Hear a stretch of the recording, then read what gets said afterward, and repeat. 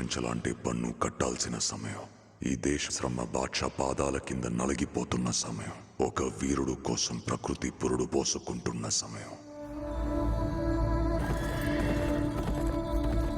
గోల్కొండ నుండి 8వ వాడు బయలుదేరాడు. వాడు ప్రాణాలతో ఢిల్లీ చేరుకోకూడదు.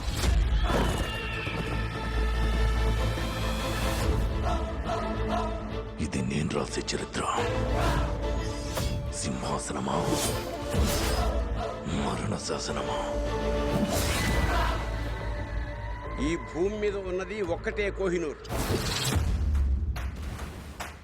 దాన్ని కొట్టి తీసుకురావడానికి తిరుగులేని రామబాణం కావాలి.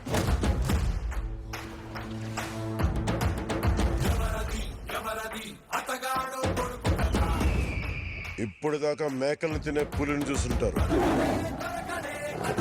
ఇప్పుడు పులుల్ని వేటాడే బెబ్బుల్ని చూస్తారు.